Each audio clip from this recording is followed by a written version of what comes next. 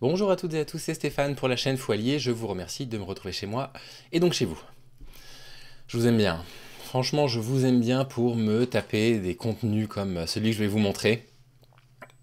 Alors, je vais être tout à fait franc avec vous, j'ai regardé les 2 premières minutes de la vidéo que je vais vous montrer seulement et je me suis dit ça pourrait être un bon exercice que sans recherche, sans travail préalable, on prenne le temps de la regarder ensemble, elle dure 8 minutes, et puis de la débunker.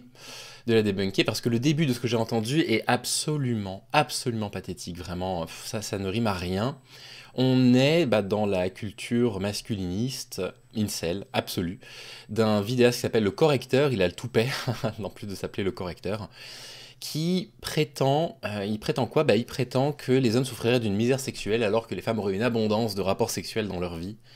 C'est à peine croyable en fait, ce genre de propos, parce que on pourrait en fait juste s'arrêter là et dire, mais en fait, si les femmes ont des rapports sexuels avec des hommes, en fait les hommes et les femmes en ont autant. Si les femmes ont des rapports sexuels et que la majorité des femmes sont hétérosexuelles, elles en ont bien avec des hommes. En fait, j'ai beaucoup de mal à comprendre ce genre de truc. On va regarder ça ensemble. Malheureusement, vous le voyez, j'ai dû ouvrir une deuxième vidéo dans les onglets, puisqu'apparemment, il fait un débunkage du livre de Lucille Peytavin. Et alors là, je l'attends, le gars. Alors, qu'est-ce qu'il nous raconte sur la misère sexuelle? Alors... Ah, mais j'avais même pas vu le titre de la vidéo. Les premières fois, la misère sexuelle des gentils. Oh mon dieu. Être toxique pour rester en couple. Ah ouais, d'accord. Donc là, en fait, je suis en train de réaliser à l'instant que le travail que j'avais commencé à faire au Nouvel An sur l'analyse des contenus, des documents fournis par les coachs en séduction, en fait, elle est importante. Parce que ça vient de là. Hein. Ça vient de Stéphane Edouard, ça vient d'Andrew Tate et compagnie. Hein. Alors, qu'est-ce qu'il nous dit? Donc, les premières fois, la misère sexuelle des gentils est toxique pour rester en couple. Ouh là là, je suis en train de lire le début des commentaires, on va y passer quelques minutes. Bien, bonjour, bonsoir à tous les penseurs. Eh ben Vous avez bonjour. sans doute vu mon passage dans la vidéo de Mode à Malin concernant le débunkage du livre Le coût de la virilité. C'est Et si ce celle-là. n'est pas le cas, allez la voir avant de revenir ici. Ici, je vais m'attarder à... Je l'ai pas regardé encore, hein, celle sur le coup de la virilité. Hein. J'ai aucune idée de ce qu'il en dit. Tiens, d'ailleurs, juste avant de commencer, si on allait voir un peu le type de contenu qu'il propose, ce mec-là. 2500 abonnés, c'est pas beaucoup. Oh là là, 10 000 vues là. Il parle de quoi? Russie, Ukraine, les États-Unis détruisent l'Europe. Ok, donc on est sur un théoricien du complot. Critique de Black Adam. Anti-woke. Ah oui, non, d'accord, ok, je comprends très bien chez qui on est. Pourquoi j'aime les mangas. Doctor Strange 2, propagande woke. Ah oui, oui, d'accord, ok, c'est ce type-là. Ah, Poutine est à l'opposé de Macron, d'accord. Donc en plus, on a un pro-russe probablement. Aïe, aïe, aïe, aïe, aïe. Oui, bon, d'accord, ok, je vois très bien ce qu'on a. Oh, un truc sur Antoine Goya. Fous la paix à Antoine Goya, il t'a rien fait. Même si je le rejoins pas sur tous ses propos, c'est quand même un vidéaste très intéressant. Ok, je vois le genre de type sur qui on est tombé. Alors, qu'est-ce que tu nous dis sur la misère sexuelle des gentils? argumenter sur l'âge du premier rapport sexuel entre les hommes et les femmes, afin de démontrer que le sexe est une chose rare pour les hommes et une chose tout à fait banale pour les femmes. Non mais, en fait, si les femmes hétérosexuelles ont des rapports sexuels, elles ont bien des rapports sexuels avec les hommes.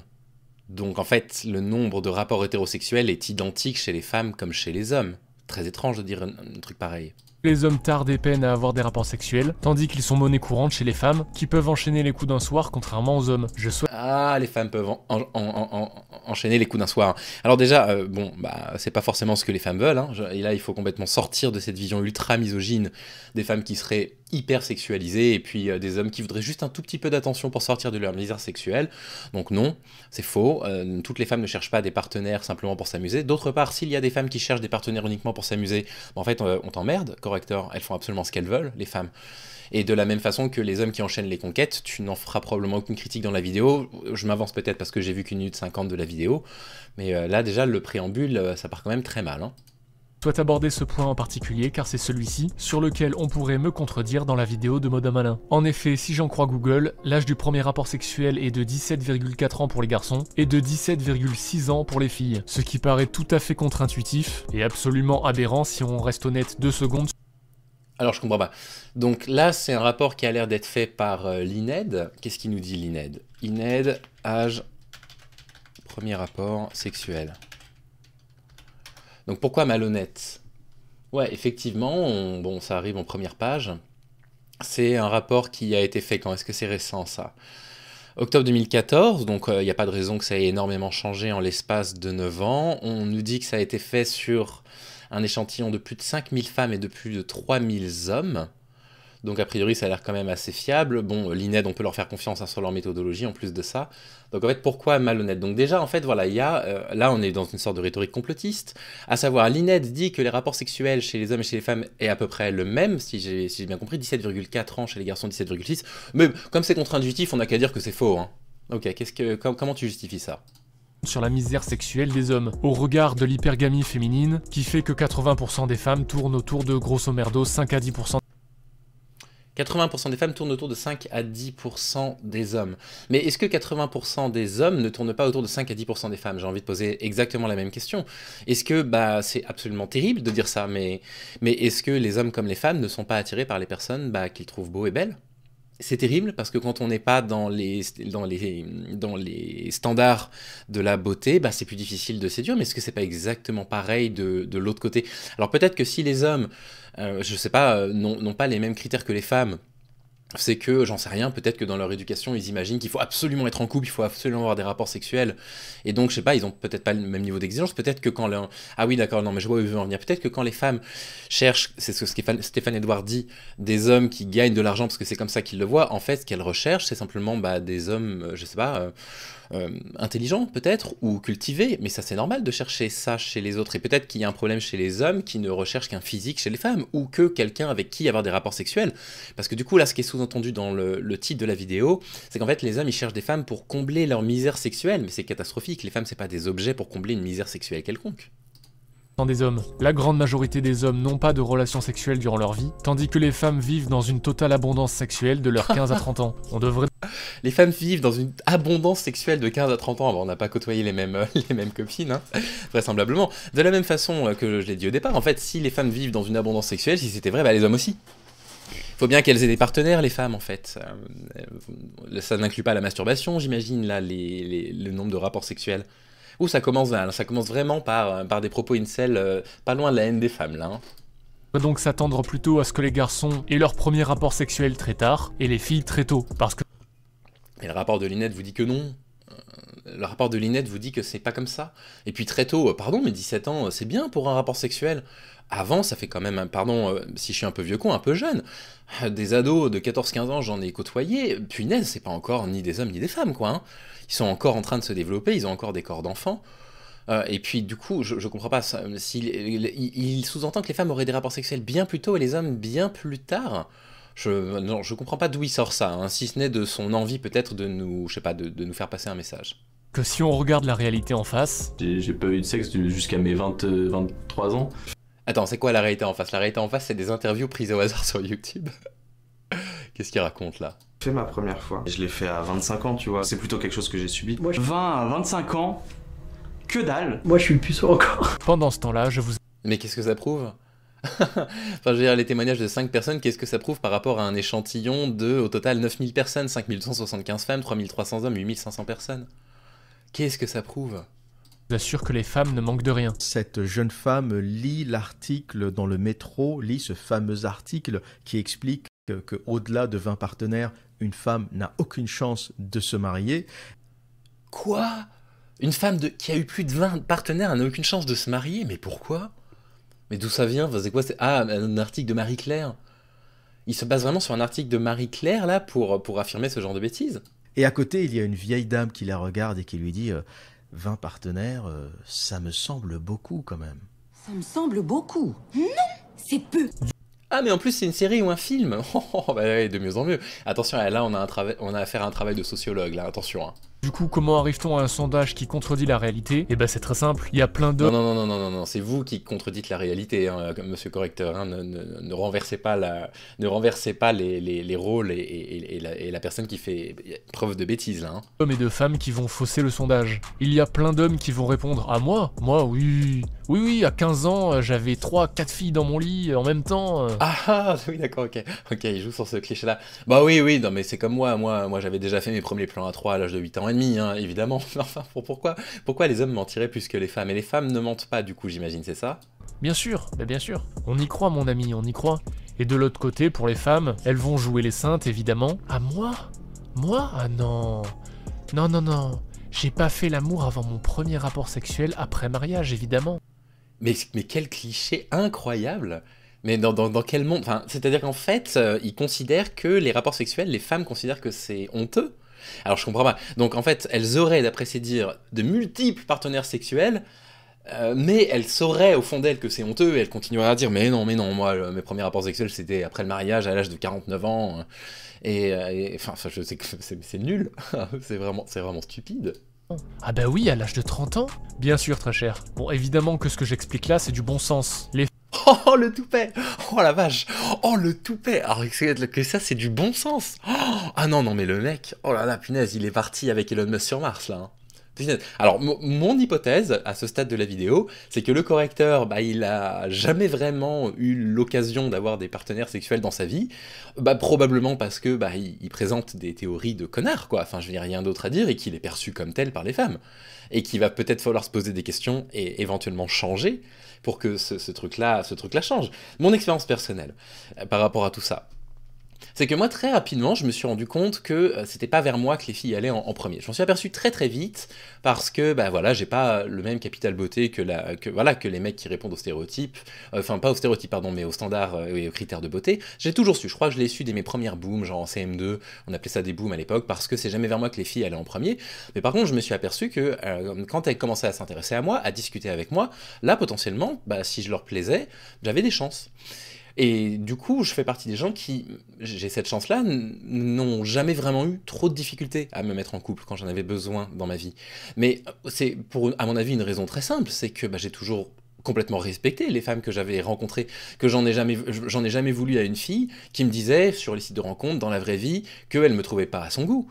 Bah, mais attendez, c'est comme ça, moi aussi il y a des femmes que je trouve pas à mon goût. J'ai pas basculé dans une culture incel qui aurait agi, à mon avis, comme une sorte de cercle vicieux, parce que plus vous êtes rejeté, plus vous vous dites « Ah bah c'est parce que les filles elles sont matérialistes, machin, elles aiment que les beaux gosses et les connards », et plus vous vous comportez de cette façon-là, et moins vous avez d'opportunités avec les filles. Moi c'est ça mon hypothèse là. Les femmes attendent des hommes qu'ils aient de l'expérience, donc ils vont mentir à cet effet. Les hommes attendent des femmes qu'elles soient vierges, donc elles vont mentir à cet effet. Oh, les hommes attendent des femmes qu'elles soient vierges. Non mais... non mais... Oh là là, mais le cliché absolu qui est tellement faux en plus. Le nombre de fois où mes copines m'ont dit que leur mec leur reprochait d'être trop sage dans leur rapport sexuel. Non, les femmes, ils attendent absolument pas que leur copine soit vierge. Ou alors il y a un fantasme de la virginité dont il faudrait qu'on parle un jour. Mais, ou alors peut-être même un paradoxe encore plus difficile à résoudre, à savoir les hommes attendraient d'une femme qu'elle soit vierge et expérimenter en même temps. Mais qu'est-ce qu'il est en train de nous raconter là comme bêtise? C'est évident, mais il y a quand même des abrutis qui vont...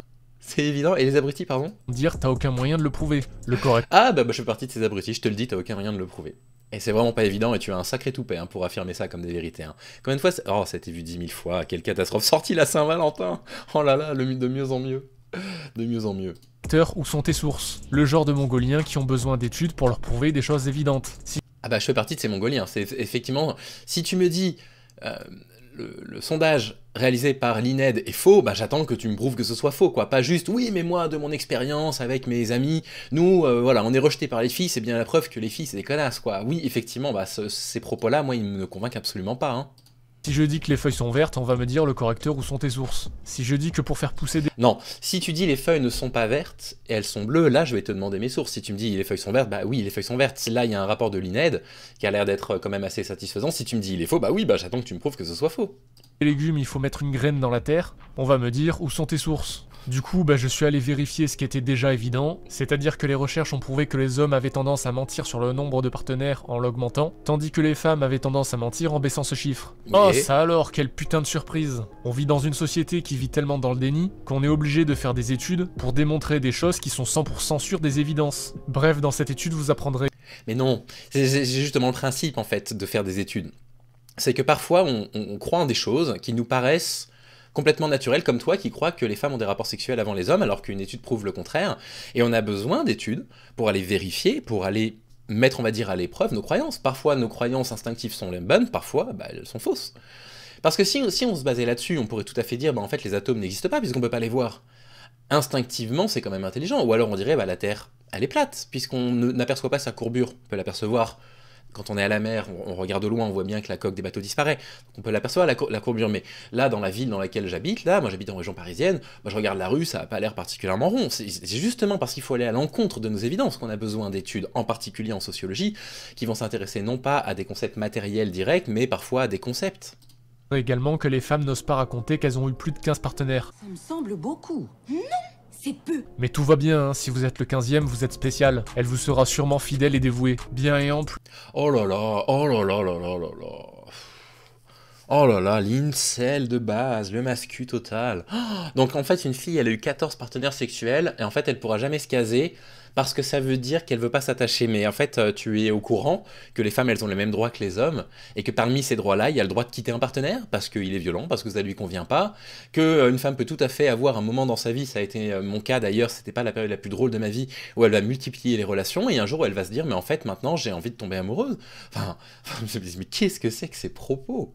Plus du mensonge des hommes et des femmes sur leur âge lors de leur premier rapport sexuel, viendra s'ajouter un autre élément qui ira biaiser le sondage, et qui est que celui-ci ne prend pas en compte la misère sexuelle des hommes. Si vous avez 20% des hommes qui baisent en moyenne à l'âge de 17,4 ans, et 80% des hommes qui ne baissent pas, est-ce que le sondage est pertinent? Alors oui, j'exagère exprès, mais à mon avis, ça doit se passer comme ça. C'est pas que t'as exagéré, c'est que ça n'a aucun sens, ce que tu viens de dire. Oui, bonjour, c'est pour un Bonjour. sondage. Vous auriez une minute? Ah oui, bien sûr, c'est pourquoi? On aimerait savoir à quel âge vous avez eu votre premier rapport sexuel. Moi, je suis puceau encore. Ah mince, désolé, vous ne rentrez pas dans les études du sondage. Bonne journée. Et comment ça? Comment ça? Mais évidemment qu'il rentre dans les études du sondage, il doit y avoir une case dans laquelle il n'y a pas de rapport sexuel. Et puis il y a des femmes qui n'ont pas de rapport sexuel, qui n'en ont pas eu à l'âge de 20 ans des rapports sexuels, et puis tu veux bien arrêter de te moquer de ce jeune homme là? Il a raccroché? Oui, mais le correcteur, il y a 50% d'hommes et 50% de femmes. Du coup, la misère sexuelle ne peut pas exister. Il y a forcément une femme pour chaque homme. Donc si un homme est seul, c'est qu'il y a une femme seule. Alors en fait, pas du tout. Ça, c'est vrai dans un monde civilisé patriarcal qui a imposé la monogamie. Chez les mammifères, entre autres, les mâles sont polygames. Ils vont essayer d'inséminer le plus de femelles possible pour augmenter leurs chances de descendance. Et les femelles sont hypergames. Non mais d'accord, non mais d'accord, mais nous on n'est pas un animal parmi d'autres. Nous on a eu la chance de développer des outils, on a eu la chance de développer une conscience, on va dire, une sorte de conscience d'avoir conscience. On s'est rendu compte que pour vivre dans une société très rapidement, en fait, on pouvait pas vivre sans règles, donc on a imposé des règles. On peut pas être comparé à un mammifère, on peut pas être comparé à un loup, on peut pas être comparé à un dauphin, on peut pas être comparé à un chat. Enfin, c'est l'évidence même. Donc là, regardez, il dit chez l'animal, chez les mammifères, machin, puis en fait, la seule représentation des mammifères qu'il a, c'est l'espèce humaine, mais il faudrait étudier ses spécificités. Et donc, les hommes sont polygames, voilà, donc un homme, il va chercher 5 femmes, les femmes sont hypergames, donc elles veulent tous le même mec, et du coup, ça rentre dans une toile d'araignée, oh là là, mais c'est absurde. N'ayant qu'en général qu'un seul ovule et une gestation de 9 mois, leur but n'est pas de multiplier les chances de descendance, mais au contraire d'augmenter la qualité de leur seule descendance. Ah oui d'accord, bon, ça c'est de la psychologie de l'évolution, ça c'est vraiment, c'est claqué au sol, hein, je vous le dis tout de suite. Donc comme les femmes ont une ovule par mois, tous les mois elles vont chercher un partenaire pour faire des enfants, et comme les hommes ils ont des millions de spermatozoïdes, ils peuvent inséminer autant de femmes qu'ils veulent. Donc en fait, on est dans un déni total de l'existence de la relation amoureuse. Ça n'existe pas. C'est-à-dire que, en fait, dans sa conception, les rapports entre les femmes et les hommes ne sont que des rapports de domination, des rapports de possession. C'est pas des rapports d'amour. C'est très grave, hein, je trouve, hein, ce qu'il dit dans cette vidéo-là. Hein. C'est ce qui fait que génétiquement, les femmes sont hypergames. Elles vont toutes se tourner vers le mâle alpha. Génétiquement, ok, quel gène? Quel gène? Comment il s'exprime? Enfin, qu'est-ce que c'est que ces bêtises encore? Ça, c'est encore évidemment de la biologie basique et évidente, mais dans un monde où la société progressiste est dans le déni de la science et de l'évolution et de la sélection naturelle, c'est déjà beaucoup plus difficile de rappeler les faits. De plus, aujourd'hui, il y a une dimension économique. En plus de se tourner uniquement vers les hommes les plus vieux. Mais on l'a vu ce schéma, on l'a vu chez Thaïs Descuffon. À peu près le même. Il va peut-être nous l'expliquer du coup. Et les plus forts, les femmes vont encore rajouter un filtre, elles vont devenir encore plus difficiles, puisqu'elles vont, en plus de tout ça, se tourner vers des hommes riches. Ah oui, d'accord, discours incel, ok, ça marche.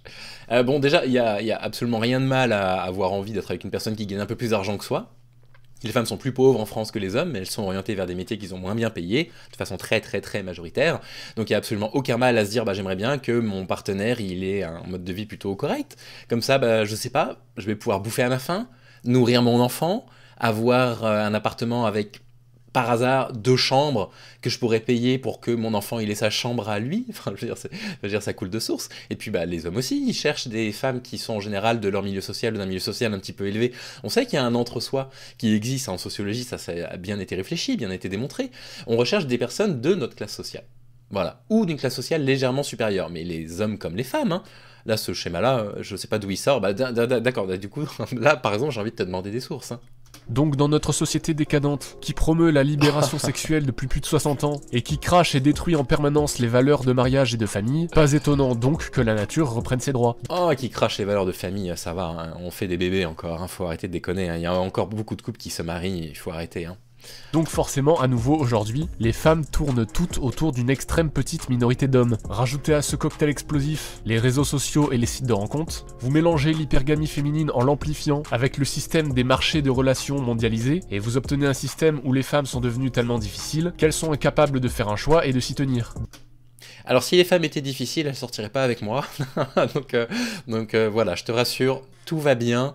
Non, les femmes qui ont des réseaux sociaux ou dans la vraie vie, elles cherchent des personnes qui les respectent, des personnes qui ne sont pas agressives verbalement, qui ne les prennent pas pour des objets, qui ne les prennent pas pour des personnes vénales, des gens qui les respectent, quoi. Et tout dans cette vidéo transpire la haine des femmes, quoi. Donc non, il n'y a pas une femme pour un homme, par contre, il y a 100, 1000, 10 000, 100 000 femmes pour un homme, et plein de sites porno, pour que le reste de la population masculine, dont s'est détourné les femmes, puisse se soulager et accepter leur solitude, tout en continuant d'être de bons esclaves pour le système capitaliste. Oh là là là là là là là là là là là. Oh, la théorie du complot qui revient, là, en plus.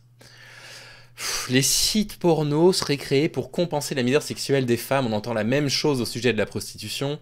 On réalise que quand la prostitution elle est légalisée, qu'il n'y a absolument aucune augmentation de la demande, qu'en revanche il y a une augmentation des violences faites à l'encontre des prostituées, une augmentation des réseaux. Non, il faut arrêter, la misère sexuelle ça n'existe pas, c'est un concept qui est complètement aberrant, ou en tout cas il y a des personnes qui peuvent ressentir une misère sexuelle, ça touche tout le monde. Ça touche absolument tout le monde. Les femmes qui ne sont pas désirables pour les hommes, pour X ou Y raison, parce que bah voilà, malheureusement elles sont moins attirantes que d'autres. Elles ont une pathologie génétique qui fait, je sais pas, qu'elles ont pris du poids. X ou Y raison. Mais elles aussi, en fait, elles souffrent. Mais c'est une misère affective, c'est pas une misère sexuelle. Et je suis désolé pour les hommes qui seraient en dehors des critères de beauté. Moi, je fais partie des hommes qui ne sont pas dans les critères spécifiques de beauté. J'en suis absolument convaincu. Bah ouais, c'est comme ça. C'est pas juste. La vie, elle est pas juste. Bah ouais, moi, je suis pas né hyper musclé, je suis pas né mince. Je suis pas né avec des cheveux sur la tête, en tout cas je les ai perdus très vite. Bon bah voilà, effectivement, je peux pas, je n'ai pas, quand je séduis une femme, eh ben c'est une sorte de travail. Il faut que je sois patient. Il faut que je continue à me montrer sous mon bon jour. C'est une question de séduction, quoi, que je montre que je suis quelqu'un de safe, que je respecte la personne. C'est pas automatique comme ça, effectivement. Mais bon bah ça c'est la vie. C'est la vie, c'est injuste, mais c'est comme ça. C'est terrible à dire, mais c'est des choses qui arrivent, quoi. Et ça, c'est pas la faute des femmes. Ça, il faut pas balancer comme ça cette haine sur les femmes qui, du coup, seraient devenues sélectives. Et nous aussi, on a le droit d'être sélectif en tant que mec. Moi, je suis sélectif. Ça m'arrive de me faire draguer, de pas avoir envie, pour tout un tas de raisons. Parce que j'ai des critères. Je sais que moi, je suis heureux avec certains types de personnalités. Moi, je suis heureux avec des personnes qui sont généralement très curieuses et plutôt bavardes. Donc, qui ont des choses à raconter, qui sont en général assez cultivées. Mais je suis désolé, ça, c'est quasiment du mépris de classe de ma part, mais j'y peux rien. Je suis né comme ça parce que tout le monde n'a pas accès à ce genre de qualité. Tout le monde ne grandit pas dans un milieu culturel favorisé comme le mien, dans lequel on va lui apprendre à lire, etc. Mais c'est les personnes, du coup, que je recherche. On pourrait dire que c'est violent pour les femmes qui répondent pas à ces critères. J'en suis absolument désolé. Mais c'est pas la faute des femmes qu'elles aient des critères. C'est pas du tout leur faute. Et si toi, tu considères que, bah, du coup, les hommes devraient dire oui à n'importe quelle femme parce qu'ils sont déjà bien contents qu'ils aient été choisis, mais dans quel... Enfin, tu es en train d'objectiver les femmes comme simplement des objets sexuels à la disposition des hommes. C'est assez grave, hein, cette vidéo. Dont ceux qui sont au sommet profitent de leur travail et de leurs femmes. Rajoutez à toute cette horreur... De leurs femmes. Je comprends pas. Leur au pluriel, c'est ça qu'il a voulu dire? Que les femmes ne tournent qu'autour de psychopathes, et vous obtenez la... Waouh, les femmes ne tournent qu'autour de psychopathes. Bon, déjà, bonjour la psychophobie, hein. Les femmes ne tournent qu'autour de psychopathes? Je comprends pas. D'hommes violents, tu veux dire, comme toi, par exemple? Déjà, je suis pas sûr qu'elles vous tournent autour. Et ensuite, là, il y a un renversement complet, hein, de la réalité. C'est-à-dire qu'en fait, quand une personne est rentrée... Je suis en train de réaliser qu'on va pas pouvoir parler de son commentaire de Lucille Paitavin, ça va être trop long, je ferai une vidéo à part. Mais quand une femme rentre dans une relation problématique, une relation faite de violence, une relation où, parmi tous les éléments qui vont être mis en place par l'homme, il va y avoir une forme de dépendance affective. C'est dur de partir. C'est difficile de partir non pas parce qu'elles sont faibles, non pas parce qu'elles aiment les psychopathes, comme tu le dis, mais parce qu'elles sont dans une situation de domination. Parce qu'il y a une violence qui s'applique, et quand il y a une violence qui s'applique, c'est difficile de s'en éloigner, de s'en extraire. Mais sinon, il n'y aurait pas de burn-out au travail quand il y a du harcèlement. Sinon, dès le premier signe de harcèlement au travail, les gens partiraient. Mais c'est pas comme ça que ça fonctionne. C'est pas comme ça que ça fonctionne. Il y a des phénomènes de dévalorisation qui font que la femme qui se retrouve dans une relation violente a l'impression qu'elle ne retrouvera personne après, ou qu'elle n'a pas de valeur, ou que peut-être que la violence qu'elle subit, elle est normale, parce que l'autre est un manipulateur et arrive à lui faire croire qu'en fait c'est normal qu'elle se fasse taper dessus. Mais du coup, c'est pas les fans qui aiment des psychopathes, tu es dangereux là, hein, mon copain, là, tu es vraiment dangereux. Hein. La mort est la fin prochaine de la civilisation occidentale. La mort est la fin prochaine de la civilisation occidentale. Alors là, oh là là là là là là. Bienvenue chez Zemmour. Hein. Why do you? No, because I'm always like this. You're single, right? Yeah. When was the last boyfriend you had? When or what? A couple months ago. How long were you together? 4 months? 5? Didn't you get mad when he lied to you? He didn't lie to me, actually. Did it? Nope, never. Why did you break up with him? He never lied to you? He never lied to me. Yeah. He was probably the only honest one I've ever had. You lost attraction for him. Yeah, I did. So what was your relationship before that one? My first one. Yeah. How long was that? 4 years. He was lying to you. Oh, he was lying. Yeah. Don't you see the difference? How Bon, you ça lost suffit là, hein, on love s'en to fiche. you ever Hein. Dit, Qu'est-ce elle qu'il a est en- aucun commentaire. Qu'est-ce qu'il est en train de démontrer là? Il est en train de démontrer quoi? Une femme a été avec un mec pendant 4 mois, elle a perdu de l'attirance pour lui, c'est des choses qui arrivent pour X ou Y raison, elle l'a quitté. Bah c'est bien. Enfin, je veux dire, c'est la bonne chose à faire. On n'est plus heureux avec une personne. Et l'autre, le commentateur, arrête pas de lui dire, il t'a menti. Non, il t'a pas menti. Alors pourquoi tu l'as quitté? Je sais pas. C'est la seule raison qui font qu'en fait une femme quitte un homme. C'est le mensonge. Donc en fait, voilà, c'est la seule raison. On n'en sait rien. Il était peut-être violent avec elle, ou peut-être, tout simplement qu'elle avait plus d'attirance, parce que l'attirance, c'est un putain de truc chimique qui ne s'explique pas. Parfois ça vient pas. Parfois on a des désirs, parfois on n'en a pas. Et elle a simplement envie d'être heureuse et de rencontrer quelqu'un avec qui elle se sent bien. Qu'est-ce qu'il a à nous en dire là de cette interview qui signifie rien? Oh, tu l'as friendzone. Oh là là, ce concept sexiste comme pas possible. I have no comments about this. Voilà, je pense qu'elle a tout dit, elle a aucun commentaire à faire. Qu'est-ce qu'il faut comprendre? C'est que c'est lui qui est parti. Elle ne veut pas avouer qu'elle n'a jamais perdu son attirance pour lui. Elle ne veut donc pas... Comment ça, si lui qui est parti, c'est parce qu'elle a dit? Donc c'est comme l'INED, en fait, tu connais mieux la réalité que les gens qui te présentent la réalité? avouer qu'elle préfère les mauvais garçons. Voilà pourquoi vous devez arrêter d'écouter les... Elle a pas avoué qu'elle préférait les mauvais garçons. Non mais elle l'a jamais dit. Non mais lui, c'est pas sur Mars. Il est parti sur Pluton là. Enfin c'est pas possible. Les femmes, elles ne vous diront jamais cash et directement qu'elles préfèrent le mauvais garçon parce qu'elles savent que ce n'est pas socialement acceptable. Elles savent qu'elles vont passer pour des putes, donc elles préfèrent dire Waouh, waouh, punaise, la violence du gars. Si une fille dit qu'elle va voir un mauvais garçon, elle peut pas le dire parce qu'en fait elle va passer pour une pute. Oh, punaise. Ah non, mais le niveau de décomplexion totale en fait dans la pensée incel quoi. Hein. Quel danger. Est-ce que j'ai quoi que ce soit à commenter là-dessus? J'espère que non. oui, je préfère les gentils garçons. Ou alors vont tout simplement essayer de noyer le poisson, ou de ne pas faire de commentaires, en voyant qu'elles se sont fait extirper les vers du nez au cours d'un interview. Mais c'est la réalité, les femmes préfèrent les mauvais garçons. Elles ne restent... Mais la réalité de qui? Moi c'est complètement l'inverse. Moi, à chaque fois que j'ai été en couple, on va dire un petit peu longuement, on m'a toujours dit qu'une des raisons pour lesquelles on m'avait choisi, c'est que j'étais doux, c'est que j'étais empathique, etc. On m'a jamais... J'ai jamais été dans une relation d'une femme qui m'a dit, écoute, tu n'es pas assez méchant, moi j'ai besoin d'un bad boy, quoi. Jamais, voilà, la dernière fois que j'ai entendu ça, c'était en 4e, quoi. Où une fille que j'aimais bien, qui s'appelait Marine, était sortie, elle m'aimait bien, mais elle était sortie avec un mec qui s'appelait Adrien parce qu'il avait un scooter. Bon, c'est des choses qui arrivent, hein. Je m'en suis très vite remis, j'ai pas acheté un scooter pour autant, je suis resté qui je suis et tout va bien pour moi, hein. Resteront jamais avec le gentil et ne récompenseront jamais autre chose que les mauvais comportements masculins. Encore une fois, vous n'avez qu'à regarder le succès de 50 nuances degrés, succès mondial avec uniquement comme public cible les femmes. Je vous conseille... Ah oui d'accord, c'est la preuve, hein. Comme 50 nuances degrés a eu du succès, donc j'ai vu 100 millions de spectateurs, c'est ça? 100 millions d'exemplaires vendus à travers le monde, 100 millions sur 4 milliards de femmes, on est quand même sur une petite minorité, mais bon, c'est la preuve que les femmes, elles veulent un bad guy, riche du coup. Conseille également la vidéo des Philogines sur la triade noire, ou comment les femmes ne sélectionnent que les traits de personnalité narcissiques, manipulés. Ah, Léo des Philogines, décidément. C'est un petit peu notre Superman à nous. Hein. et machiavélique. C'est cette piste-là que Lucille Pétavin aurait dû étudier dans son livre, concernant l'origine de la violence masculine. La concurrence et la sélection sociale mis en place par l'hypergamie des femmes poussent les hommes à devenir plus mauvais, car non seulement elles ne sélectionnent que ces hommes-là, mais en plus, par effet de concurrence, les gentils garçons, par leur expérience, en constatant que la réalité ce n'est pas Disney et la petite maison dans la prairie, vont juste tout simplement se mettre à adopter les comportements qui marchent, c'est-à-dire les comportements les plus toxiques. D'accord, ok. Donc en fait, la violence masculine dans la société, c'est la faute des femmes. Parce que les femmes nous mettent, nous les hommes, en concurrence. Et donc on est obligé de faire preuve de virilité toxique, de masculinité toxique, parce que c'est ce que les femmes attendent des hommes, donc elles sont responsables de la violence masculine dans la société. Bon, bah non, hein. On a tout, hein. On a les femmes manipulatrices et les femmes responsables de la violence. C'est la faute des femmes si les hommes se comportent comme ça. Oh là là, mais quel désastre.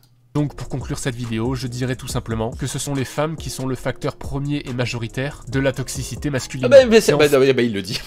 C'est parfait, hein. Il y a même pas de circonvolution là, paf, c'est direct. Vous êtes les responsables de la toxicité de la société, les femmes. Eh, vous devriez avoir honte de vous. Hein. Vous vous rendez compte, hein, là je vous regarde dans les yeux, hein, vous devriez avoir honte de vous les femmes. Hein. Tout ce qui avait été endigué par la mise en place de la civilisation, du patriarcat, avec les valeurs de mariage et de famille, élevé au rang de religion avec des valeurs morales. C'est tout ce qui a été mis en place en fait pour faire tenir une civilisation debout, nous éloigner de l'animal et nous rapprocher de l'être humain. Maintenant que toutes ces valeurs ont volé en éclats, l'animal en nous reprend évidemment sa place. Je vais avoir d'ici quelques temps un chapitre dédié aux relations dans les civilisations. D'ici là, j'espère terminer... Oh non, foutez-moi la paix, laissez-moi un peu en vacances, parce que il y a quelqu'un qui va me l'envoyer cette vidéo, je vais avoir envie de bosser dessus, ça suffit. Bon, du coup, la vidéo là sur Lucille Pétavin, bah, je le ferai je la sortirai demain. Tiens, je vais la tourner d'affilée parce qu'aujourd'hui je travaille pas. Donc je vais la tourner dans la foulée et je la sortirai demain matin parce que là on est déjà à 31 minutes. Petit commentaire. Alors, The True Pyroman qui nous dit « J'ai eu, moi aussi, je le concède, une partie de ma vie où la misère sexuelle me poussait à me comporter comme l'homme gentil allié afin de bien me faire voir des femmes, pensant que ça augmenterait mes chances d'être dans une relation. » Bah, c'est précisément pour ça, je pense que tu n'as jamais eu personne, ou en tout cas que tu as été célibataire aussi longtemps, puisque tu as faim la gentillesse, en fait. Mais en fait, tu dois être gentil, et je pense que les femmes que tu as rencontrées sont pas stupides, et qu'elles ont bien vu que tu n'étais pas sincère. Yanis dit, mais magnifique, on a besoin de plus de vidéos dans ce genre, non, pitié, dans le paysage francophone. Par contre, fais un effort sur tes miniatures, oui, bon, d'accord. Hey Blender, qui nous dit, big up pour ta chaîne, il en faut plus comme toi qui montre la vérité aux hypocrites. Bisonman, Bisonman. C'est un nom de super-héros, ça, peut-être. Qui nous dit, on sent que c'est la base pour ton prochain chapitre, avec plein d'infos pour les prochaines vidéos, j'attends que ça, perso. Il y a aussi les féministes, qui veulent voir plus de femmes dans les métiers manuels comme de la mécanique, et ça me fait tellement rire. Ah bah oui, ça c'est plutôt logique, vouloir que les femmes puissent être dans n'importe quel type de métier. Pour revenir à mon lycée pro, dans ma classe, il y avait 0 filles, juste mon AVS, et encore j'ai l'impression que des fois, ça la faisait chier. Il n'y avait que 2 filles, bon, on s'en fiche. Wallpad qui nous dit, merci pour cette vidéo prière. J'ai 31 ans, jamais eu de copine. Puceau, mais pas par choix, bah oui, c'est ce qu'on appelle incel, célibataire involontairement, car pas assez beau. Mais je suis désolé pour toi, mais c'est pas la faute des femmes. Dans ce cas-là, moi je ne suis évidemment pas assez beau pour pouvoir draguer comme ça en claquant des doigts. Développe autre chose, développe ta sensibilité, développe ton intelligence émotionnelle, développe ta culture, mais ne pars pas dans la haine des femmes. Ne te dis pas, oh les femmes elles aiment pas les mecs comme moi parce que je suis pas beau, donc le mieux c'est de les haïr. Bref, et étant un mec bien qui a tant à offrir à une femme, oh là là, c'est le mythe du nice guy, je ne peux que confirmer l'hypergamie du quotidien, que ce soit en réel ou sur internet. C'est à bannir pour les hommes si vous n'êtes pas un mannequin. Ah, évidemment, c'est plus long pour moi quand je suis sur un site de rencontre de rencontrer quelqu'un, parce que la première chose qu'on voit, c'est la photo. Mais quand il y a des personnes qui ont la curiosité de lire mon profil, souvent j'ai un message gentil, me disant c'est chouette, tu as un profil qui m'intéresse, tu as noté des choses que je trouve intéressantes, et puis voilà, la conversation commence à s'ouvrir de cette façon-là, et puis ensuite, ça roule si jamais on plaît à la personne. Ouah, j'ai toujours ressenti ce que tu as mis en haut, blablabla. Ok, ça marche, ça suffit. Bon, et voilà le textbook, le textbook du danger de l'homme qui représente vraiment un danger pour les femmes. Alors là, il y a un danger parce que de là, du coup, à tolérer la violence masculine au sein d'un couple, il y a vraiment qu'un pas, il y a plein de petits éléments à l'intérieur de la vidéo qui justifient la violence masculine quand même, et qui font peser en plus de ça le poids de la responsabilité de la violence masculine sur les femmes. Donc ça, c'est dangereux, hein. Ça, c'est très dangereux si vous tombez là-dessus, si vous avez des personnes qui citent du coup le correcteur, envoyez-lui un lien de cette vidéo-là, hein, parce que là, il faut qu'ils entendent à quel point ils sont dans l'erreur. Bref, je vais pas insister, je vais arrêter là, n'hésitez pas à vous abonner, à commenter la chaîne, blablabla. Je vais tout de suite enregistrer le commentaire sur le livre de Lucille Peytavin, je ne l'ai pas encore vu, donc ça va être voilà, un commentaire en découvrant un petit peu la vidéo, à mon avis ça va être compliqué. Je ne vais pas passer spécialement un bon moment. Écoutez, en attendant, écoutez, je vous souhaite de prendre soin de vous, j'espère que vous êtes heureux et heureuses dans votre vie, et je vous dis à très vite, et du coup à demain pour l'analyse du livre de Lucille Peytavin. Salut!